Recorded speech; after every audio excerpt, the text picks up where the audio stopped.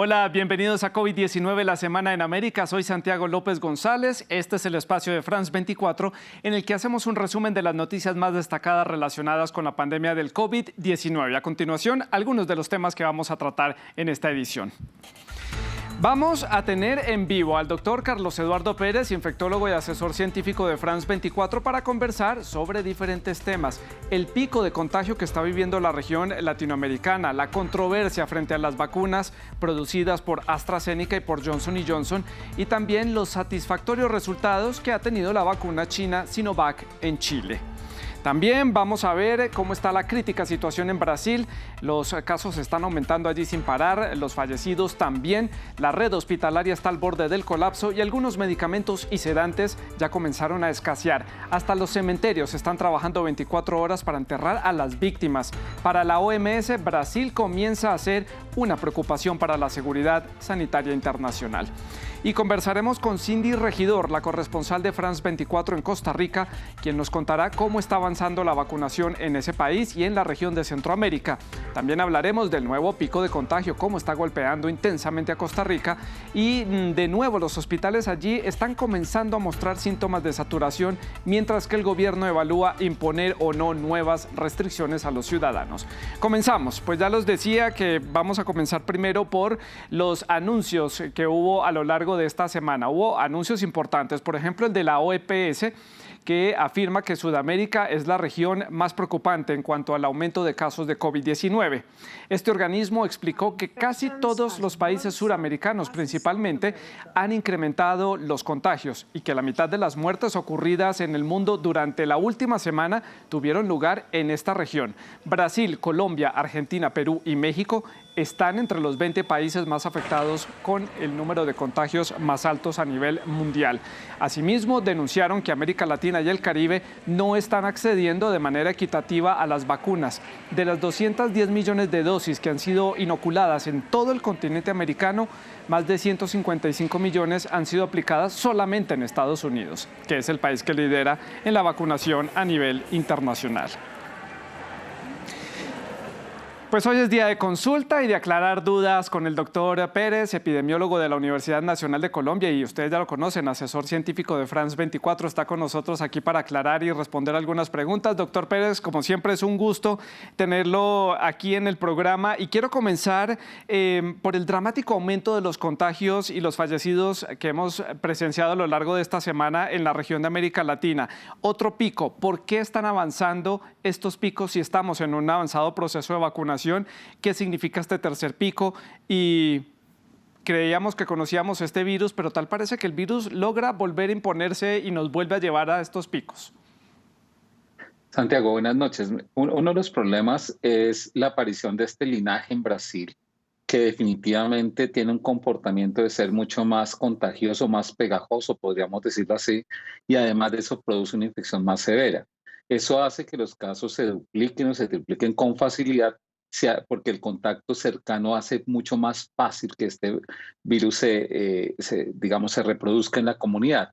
Y además de eso, que en esta época de Semana Santa hubo un relajamiento de nuestras medidas de confinamiento y una activación social de reencuentros familiares, y definitivamente hoy estamos viendo las consecuencias de eso. Definitivamente la vacunación no sigue siendo alta, sigue siendo muy baja, excepto Chile.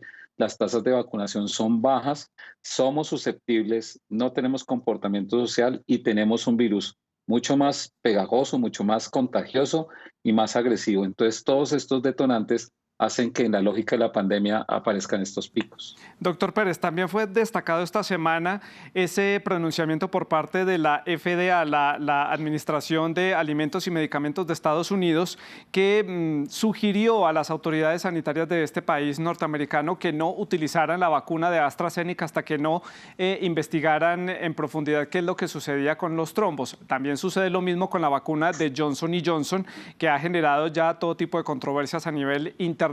Veamos el siguiente reportaje para entender esta situación, qué es lo que está pasando con estas vacunas, y ya volvemos con el doctor Pérez para seguir comentando al respecto.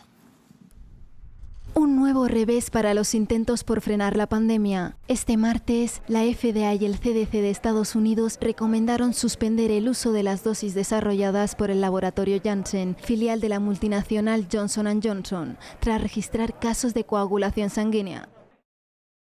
Hoy la FDA y el CDC emitimos una declaración sobre la vacuna del COVID-19 de Johnson & Johnson. Recomendamos una pausa en el uso de esta vacuna por precaución.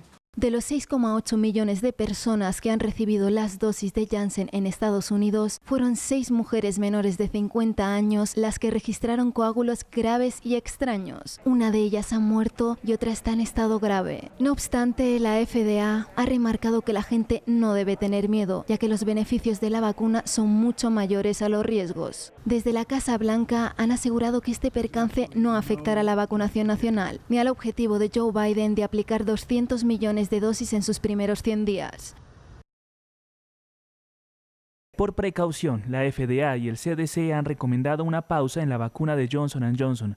Tenemos suministros más que suficientes de Pfizer y Moderna para continuar con el ritmo actual de vacunación de 3 millones de inyecciones diarias. Tras la noticia, la compañía ha decidido retrasar la distribución de dosis en Europa.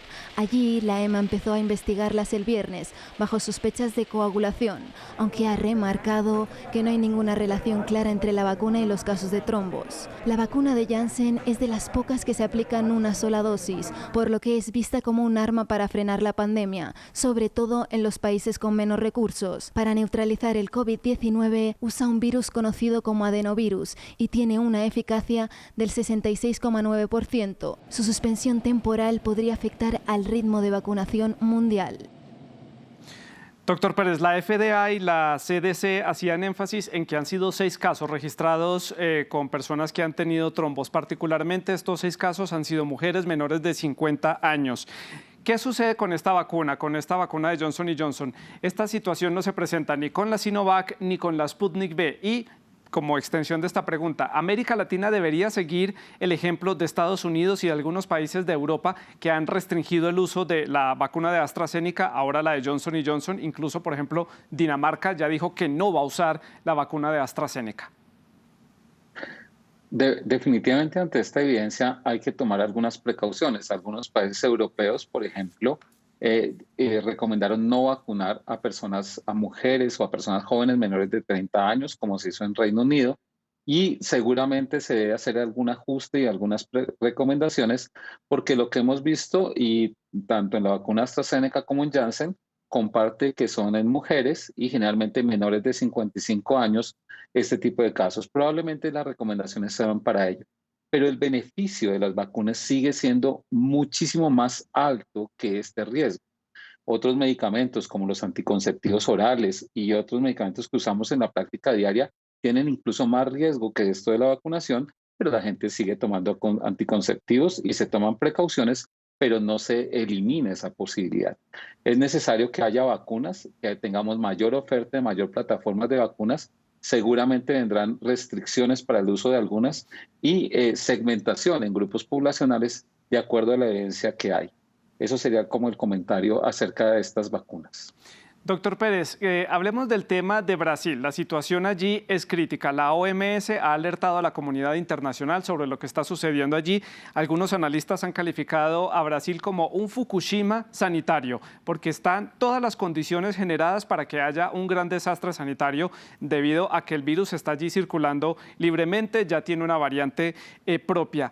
¿Qué tanto deberíamos los países de Latinoamérica, que somos los más cercanos a Brasil, preocuparnos por la situación que se está viviendo allí? Es una preocupación inmensa y anunciada. Los científicos brasileños, los infectólogos, los neumólogos y toda la ciencia advertía desde hace varios meses que la falta de concentración y armonía entre la política, los ministerios y el gobierno y los gobiernos locales iba a suceder esta catástrofe. Tenemos varias situaciones. Un virus circulante mucho más agresivo, un virus que afecta a personas jóvenes incluso sin comorbilidades, una gran densidad poblacional, un servicio sanitario frágil que está al borde del colapso, y eso hace que haya mayor interacción, mayor circulación viral. Probablemente esa mutación se genere y se expanda en los países vecinos y en el mundo, como ha sucedido con la variante del Reino Unido y con la variante surafricana. Probablemente esta, que se ha documentado ya en algunos países, se pueda volver la flora predominante, y por eso la carrera es la vacunación de nosotros, y sobre todo en Brasil, en el control del foco debe ser prioridad del mundo. Si logramos que Brasil controle su enfermedad, sería un problema menos para la región, y por eso tenemos que unir esfuerzos, pero realmente es una situación que nos preocupa no solamente a la región, sino al mundo y a la ciencia. Nos tiene la monitoría a cada hora acerca del comportamiento del virus en Brasil. Sí, y hemos visto que los países que tienen frontera con Brasil no han hablado entre ellos para tomar una decisión en conjunto sobre qué hacer precisamente con las poblaciones fronterizas, con la situación con Brasil, que tiene prácticamente frontera con casi todos los países de la región, menos con Ecuador. Hablemos ahora de Chile, porque esta semana las autoridades sanitarias de este país presentaron un informe después de haber analizado la vacuna Sinovac, que es la que han estado utilizando allí desde hace varios meses, y hablan de un buen desempeño de esta vacuna entre los chilenos. Ya llevan casi 7 millones de personas inoculadas, por lo menos con la primera dosis. ¿Qué más se sabe sobre este reporte? Es un reporte bastante alentador, porque aquí ya es un estudio de efectividad y no los estudios de eficiencia que hemos hablado durante estos meses. Recordemos que los estudios de eficiencia son en un campo ideal, en un estudio clínico, y los estudios de efectividad es en el mundo real. Lo que nos muestran los científicos chilenos es que vacunar evita el 67% del COVID sintomático, el 83% de la hospitalización, un dato muy, muy importante, que es evitar el 89% de ingreso a cuidado intensivo, y evita un 80% de la mortalidad, la vacunación. Estos datos se siguen alimentando y pronto serán publicados. Estos son hasta ahora informaciones preliminares para poder validarlo, pero ciertamente los estudios de efectividad fueron mejores que los estudios de eficacia, y muestran datos muy positivos, sobre todo para el COVID grave, para el COVID de cuidado intensivo, que es lo que colapsa los sistemas de salud. Es una buena señal. Recordemos que el 93% de la población de Chile es vacunada con Sinovac, y ha demostrado estos estudios de efectividad que son alentadores para los países que seguimos usando esta vacuna, y que es de las que tenemos disponibles en la región. Y es una de las vacunas más ampliamente usada en la región de América Latina. No está autorizada para ser usada en Estados Unidos ni en Europa por el momento. Doctor Pérez, muchas gracias por estar con nosotros aquí en COVID-19, la Semana en América. Como siempre, un gusto aclarar todas estas dudas y que usted nos explique en palabras simples estas situaciones que les hemos traído en la consulta. Muchas gracias. Vamos ahora a actualizar algunas de las cifras de casos en la región para este cierre de semana, según el conteo de la Universidad Johns Hopkins. Estados Unidos sigue a la cabeza a nivel mundial y continental también, con más de 31.500.000 casos confirmados. Brasil tiene más de 13.700.000 casos, mientras que Argentina supera ya los 2.629.000 casos. Colombia está muy cerca también de Argentina, con 2.602.000. Y México cierra esta semana con 2.295.000 personas confirmadas con COVID-19. El municipio de Serrana, en el interior del estado de São Paulo, en Brasil, fue parte de un experimento médico que arrojará enormes aportes a la lucha contra la pandemia. En tiempo récord, esta ciudad fue aislada y la totalidad de los habitantes fueron inmunizados contra el COVID-19 para determinar el comportamiento del virus, también de la vacuna y de una aparente inmunidad de rebaño. France 24 estuvo allí y ahí les contamos qué fue lo que encontramos.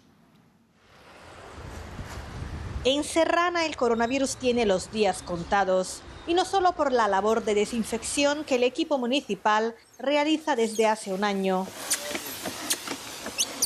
Hace un mes las escuelas se han convertido en centros de vacunación.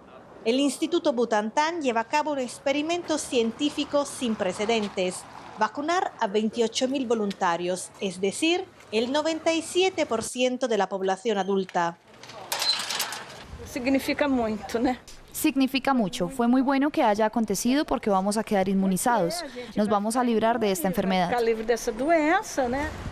Serrana es una ciudad dormitorio y sus habitantes circulan en toda la región para trabajar.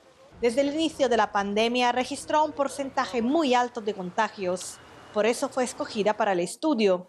Somos privilegiados y agradecemos mucho este proyecto que nos está ayudando en este momento. Este es el cuartel general del Instituto Butantan en Serrana. Desde esta sala, un equipo de médicos e infectólogos coordina una investigación pionera. Serrana fue subdividida en 25 pequeñas áreas.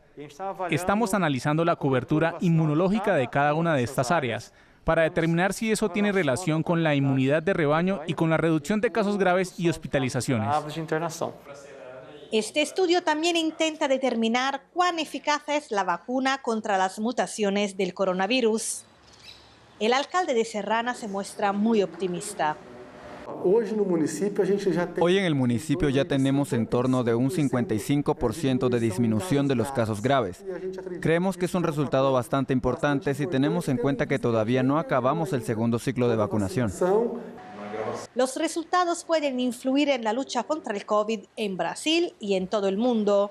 Israel, que ha sido un ejemplo en la vacunación, ha mostrado interés por ese estudio. Mientras, los habitantes de Serrana siguen cumpliendo la cuarentena obligatoria en el estado de São Paulo. La situación crítica en São Paulo ha llevado a las autoridades locales a permitir los entierros nocturnos para dar capacidad a la alta demanda de los servicios funerarios. São Paulo es la ciudad más poblada de Brasil, con más de 12 millones de habitantes, y es asimismo también la más afectada por la pandemia. Contabilizan más de 2.7 millones de casos, 25.000 fallecidos, mientras que el estado de São Paulo contabiliza ya más de 86.000 fallecidos. El colapso sanitario está nuevamente a la vuelta de la esquina. La ciudad de São Paulo se ha convertido en el epicentro mundial de la muerte. Vila Formosa es el cementerio más grande de América Latina. Los entierros se suceden sin parar. Es un ir y venir de sepultureros y féretros. Esta familia acaba de enterrar a su abuela. Ella fue ingresada con algunos problemas de salud y en el hospital fue diagnosticada también con COVID. Esta mañana tuvo un paro cardíaco y no resistió. La presión sobre el sistema funerario es tanta que ha sido necesario transformar los autobuses escolares en carros fúnebres. Al atardecer, una empresa especializada enciende los focos para que los enterradores puedan seguir trabajando. Las sepulturas son realizadas con rapidez. No hay un área reservada a los fallecidos por COVID, pero constatamos que son la mayoría. Este albañil perdió a su cuñado. El entierro nocturno no fue su elección. Ha sido una propuesta del ayuntamiento. Hay muchos sepelios y ellos han prolongado el horario. Nos ha tocado a las 21 horas. Este fue el horario en que nos dejaron venir. El aumento descontrolado de las muertes preocupa al sector de los sepultureros.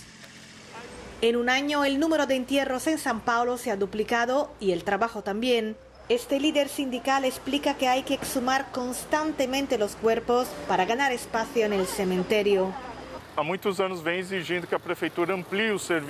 Desde hace muchos años exigimos que el ayuntamiento amplíe el servicio en São Paulo, construir cementerios verticales y más crematorios. Si las muertes continúan aumentando a este ritmo, sin duda podremos llegar a ver un colapso del sistema funerario.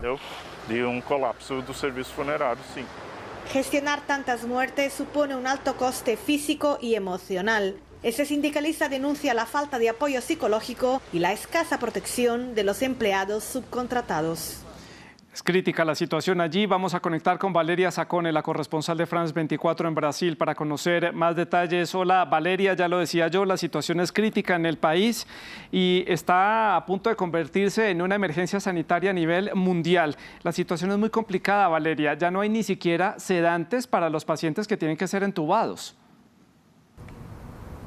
Las peores previsiones se han cumplido y abril ya es el mes más mortal desde el inicio de la pandemia, pero donde es realmente dramática la situación es en muchos hospitales.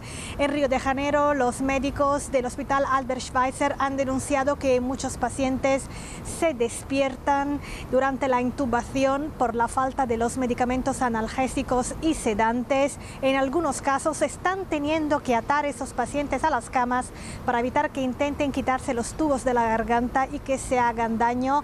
La situación venía siendo denunciada desde hace semanas y hemos llegado a este punto Los médicos dicen que es absolutamente inhumano intubar a los pacientes sin los medicamentos adecuados. Están utilizando medicamentos alternativos que no son tan eficaces y al mismo tiempo tienen más efectos colaterales. Es una situación conocida por el gobierno. De hecho, hemos sabido que el año pasado, en agosto, el gobierno de Jair Bolsonaro paró la compra de medicamentos sedantes para intubación sin dar ninguna explicación. La realidad hoy es que están faltando y que los precios en el mercado se han disparado. Esta semana el gobierno prometió que va a distribuir 2,3 millones de medicamentos a partir de hoy. Ya lo hizo a final de marzo y no cumplió con su promesa. Mientras tanto, empresas privadas e incluso gobiernos extranjeros como el de España han anunciado que van a donar esos medicamentos a Brasil. Valeria, la cifra de personas que fallecen en Brasil está superando a la cifra de personas que nacen, la cifra de nacimientos, y también está comenzando a repuntar la cifra de recién nacidos que fallecen en todos los estados brasileños. ¿Qué es lo que está pasando allí? Esta semana hemos conocido otro dato preocupante. Por primera vez en al menos 12 ciudades de Brasil, el número de muertes por coronavirus supera el número de nacimientos. Es el caso de Río de Janeiro, donde hay alrededor de 36.000 muertes y tan solo 32.000 nacimientos, o de Porto Alegre, donde hubo 3.221 muertes frente a 1.509 nacimientos. Además, preocupa y mucho la muerte elevada de bebés por coronavirus. Las autoridades sanitarias calculan que son 1.300 y se preguntan los especialistas el por qué. Algunos lo achacan simplemente a la pandemia descontrolada que ya no conoce edad en Brasil. De hecho, en la franja de edad entre 29 y 49 años, la mortalidad ha aumentado hasta un 400%. Valeria, en este momento es donde uno se pregunta dónde está el gobierno federal brasileño, qué van a hacer las autoridades, porque ya no hay espacio para ser preventivos, pero toca ser reactivos. La situación se está saliendo de control allí. Es cierto, la Organización Mundial de la Salud ha pedido al gobierno de Jair Bolsonaro en más de una ocasión más acción para hacer frente a la pandemia. Yo diría que la situación es casi de parálisis. El gobierno va a remolque, lo vemos con el caso de la compra de vacunas. Se perdieron meses preciosos en los que no se hizo nada para asegurarse los stocks importantes para vacunar a la población. Y ahora el Ministerio de Sanidad anuncia cada 2 por 3 nuevos acuerdos, pero con empresas que solo van a poder entregar en el segundo semestre de este año. Además, Jair Bolsonaro, lo hemos contado varias veces, ha boicoteado en varias ocasiones a los gobernadores, se opone a las medidas de cuarentena, incluso recientemente hizo una denuncia ante la Corte Suprema para intentar suspender la especie de lockdown que algunos estados habían introducido. El Supremo le dio la razón a los gobernadores en estos casos. Se creó también tarde y mal una comisión de enfrentamiento a la pandemia que reúne a los varios poderes, pero de momento parece una comisión vacía de contenidos que no ha ofrecido grandes resultados. Y también se ha aprobado la creación de una comisión parlamentaria para investigar la gestión del gobierno de la pandemia. De nuevo, ha sido una imposición del Supremo, se ha aprobado su creación, pero todo va muy lento y no se sabe todavía cuándo van a empezar a trabajar. Y mientras tanto, los muertos pasan por el frente del gobierno federal brasileño. Valeria, hablemos de esa experiencia suya grabando los reportajes que vimos previamente allí en el estado de São Paulo. Usted estuvo en diferentes hospitales y también estuvo en el cementerio más grande de América Latina. Cuéntenos esta experiencia. La semana pasada, junto con mi colega Luis Rolé, pasamos varias horas en el cementerio de São Paulo, Vila Formosa, que es el más grande de América Latina. Y debo de decir que durante todo el tiempo que estuvimos allí, los sepultureros no pararon. Era una verdadera cadena de montaje de la muerte. Y tengo que decir que cuando estamos grabando, los periodistas como los cirujanos, le ponemos, digamos, una cierta frialdad, una cierta distancia a la situación para poder hacer nuestro trabajo. Sin embargo, editando el reportaje, tanto yo como Luis nos dimos cuenta de la dramaticidad de la situación. Es un no parar y por eso que ni siquiera hay fecha para acabar con los entierros nocturnos que el Ayuntamiento de São Paulo ha introducido para aliviar un poco la carga de trabajo. Los representantes de los sepultureros nos contaban que además hay un trabajo extra. Se pasan el día desenterrando viejas sepulturas para hacer más espacio. Denuncian que no se hizo inversión en este cementerio para hacer nichos verticales y debo de decir que la situación es muy triste, impacta de verdad. Nosotras desde el inicio de la pandemia hemos estado en entierros, en hospitales, grabando intubados. Digamos que se espera que un reporter se acostumbre, pero la magnitud de esta tragedia es tan grande que nos ha dejado toda la semana muy tristes. Es muy triste y muy difícil la situación allí en Valeria. Gracias por este reporte, Valeria, y por compartir con nosotros estas impresiones de este difícil trabajo que usted realizó allí en uno de los cementerios de São Paulo. A continuación, paso a presentarles las cifras del avance de la vacunación, algo positivo en medio de esta situación para el continente americano para el cierre de esta semana. Estas son las cifras del número de personas que han recibido al menos una dosis de alguna de las vacunas que está disponible en el mercado. En Norteamérica ya van 146 millones o 146.14 millones de dosis inoculadas, mientras que en Sudamérica 42.54 millones de dosis inoculadas. Por países, veamos, Estados Unidos ya ha puesto 125,82 millones de dosis aplicadas. Brasil en el top, Brasil tiene allí 24.81 millones de dosis. Sigue México con 9 millones de dosis, supera a los 7 millones de dosis que ha inoculado Chile, y cierra este top Uruguay con 996.000 dosis ya aplicadas, por lo menos a buena parte de la población. Y vamos a conocer cómo está la situación en Costa Rica y el resto de Centroamérica. Allí también hace frente a la nueva ola de contagio y también algunos países como Costa Rica y como Panamá están avanzando rápidamente en la vacunación. Cindy Regidor desde San José nos va a dar mucha más información. Hola Cindy, gracias por estar con nosotros en el programa. ¿Y cómo está avanzando particularmente en Costa Rica el avance de la vacunación en ese plan nacional y luego en la región? Sí, mientras algunos sectores de la población reclaman que la campaña de vacunación no avanza tan rápido como se necesita, la Comisión Nacional de Vacunación y Epidemiología explica que hace lo necesario y tiene la limitación de depender de las entregas que hacen las empresas a las que se han comprado las dosis de vacunas. Se han tomado algunas medidas como por ejemplo reducir la reserva para avanzar más rápido en la colocación de las vacunas, sobre todo porque ya hay una tercera ola de contagios en el país. Costa Rica alcanza una tasa de vacunación de 11.37 por cada 100 habitantes en el primer grupo prioritario conformado por más de 100.000 personas de la primera línea de respuesta contra la pandemia. Ya más del 70% tiene las 2 dosis aplicadas, y en cuanto al segundo grupo, compuesto por unas 850.000 personas mayores de 58 años, solo el 18% tiene el esquema de vacunación completo. Sí, allí el sistema hospitalario en Costa Rica ha logrado hacer frente a esta crisis sanitaria a lo largo y ancho de todo el territorio costarricense, pero algunos conocedores del sistema y especialistas allí en este país dicen que alrededor de finales de mayo, de junio, el sistema podría estar saturado debido a la cantidad de pacientes que se están presentando allí. ¿Qué dicen? Desde mediados de marzo hay un incremento de casos y en las últimas semanas volvieron a incrementarse también las hospitalizaciones. La Caja Costarricense del Seguro Social tuvo que habilitar 640 camas para pacientes COVID. En menos de 15 días se duplicaron los internamientos y en los últimos días la ocupación de UCI ha alcanzado el 90%. Los expertos señalan con preocupación que el aumento de hospitalizaciones por coronavirus afecta también la atención hospitalaria de la población con otras necesidades médicas por distintas patologías.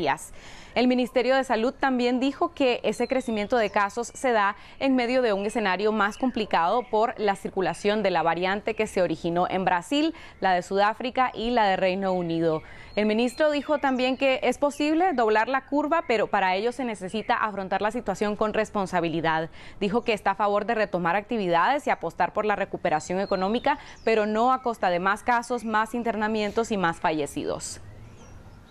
Cindy, para terminar este panorama de Costa Rica, ¿qué medidas preventivas se mantienen allí y cuáles está estudiando el gobierno tal vez volver a imponer a los ciudadanos para evitar un aumento crítico de los casos de contagio? Costa Rica nunca ha tenido severas medidas de confinamiento, pero sí hubo cierre de bares, restaurantes, instauración de teletrabajo en el sector público, suspensión de clases presenciales, cierre de fronteras y un sistema de restricción vehicular. Poco a poco estas medidas se fueron eliminando o flexibilizando.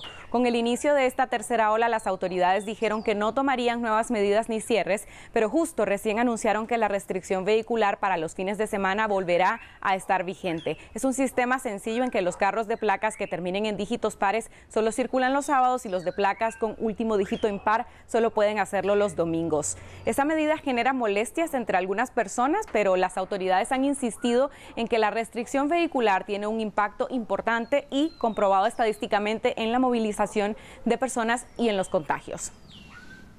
Cindy, desde allí, desde San José, hagamos un repaso por la región, por Centroamérica. Nicaragua ha tomado pocas medidas para evitar los contagios. El Salvador ha hecho un intenso trabajo para poder vacunar a la población. Panamá y Costa Rica son los que lideran allí. Y Nicaragua, digamos que junto con Guatemala han recibido unas cuantas dosis y avanzan lentamente en su plan de vacunación. ¿Qué más detalles hay?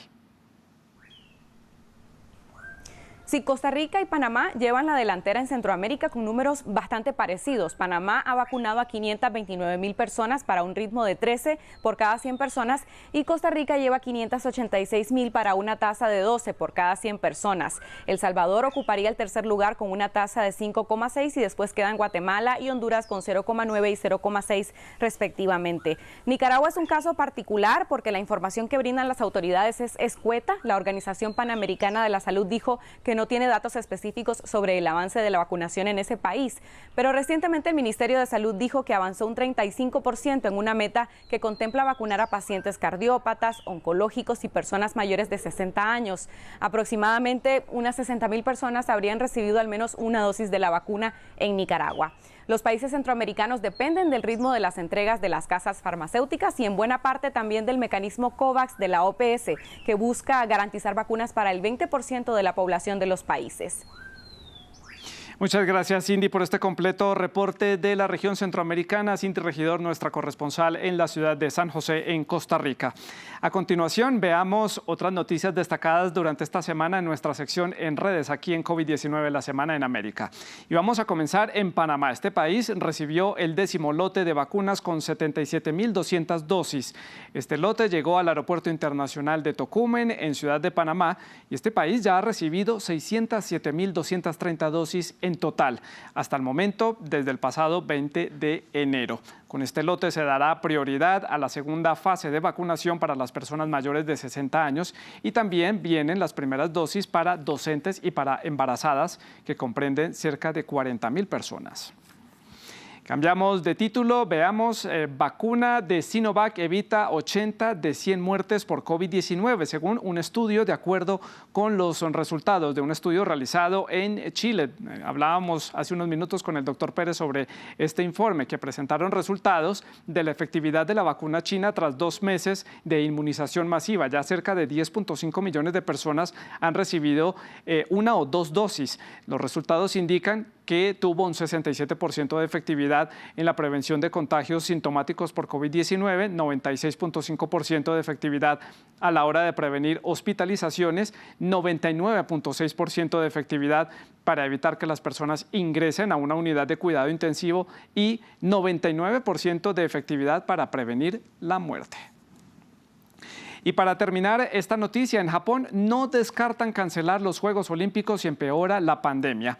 El secretario general del partido gobernante de Japón indicó que la cancelación de estos Juegos Olímpicos previstos para el próximo verano boreal es una de las opciones sobre la mesa en caso de que la situación en ese país asiático siga empeorando, por lo que le pidió colaboración a los ciudadanos japoneses para evitar un aumento considerable de los contagios de COVID-19.